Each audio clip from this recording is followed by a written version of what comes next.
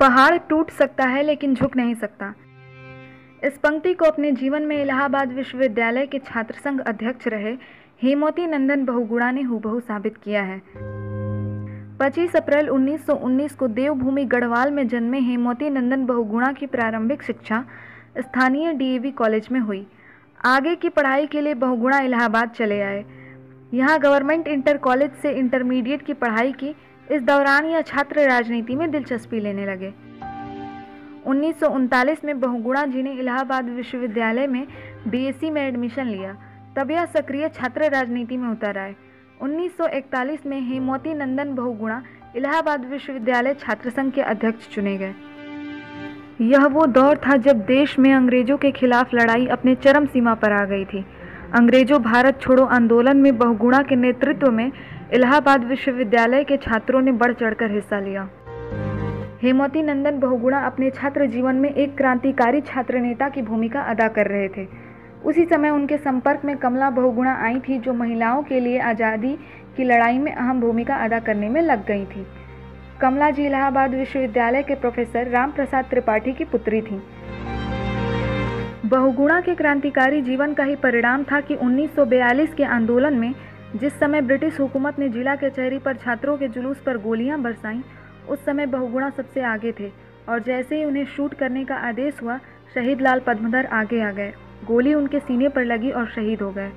आज भी इलाहाबाद विश्वविद्यालय के छात्र संघ भवन के सामने लाल पद्मधर उस क्रांतिकारी शहादत के प्रत्यक्ष गवाह के रूप में प्रतिमा स्वरूप विद्यमान है।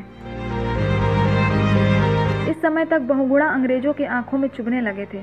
ब्रिटिश हुकूमत ने इन पर इनाम रखा और यह शीघ्र ही पकड़ लिए गए।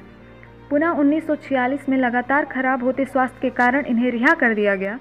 तब इन्होंने इलाहाबाद विश्वविद्यालय से बीए की पढ़ाई पूरी की। इस समय तक बहुगुणा इलाहाबाद के प्रसिद्ध छात्र नेता के साथ साथ मजदूर नेता के रूप में स्थापित हो चुके थे। 1952 में उत्तर प्रदेश में हुए विधानसभा चुनाव में बहुगुणा जी करछना से विधायक चुने गए और लगातार 1969 तक विधानसभा के सदस्य रहे। इस दौरान सरकार में इन्होंने कई पदों पर काम किया। 1971 में इलाहाबाद से सांसद चुने गए। 1977 में लखनऊ से सांसद चुने गए तो 1980 गढ़वाल से लोकसभा के सदस्य भी चुने गए।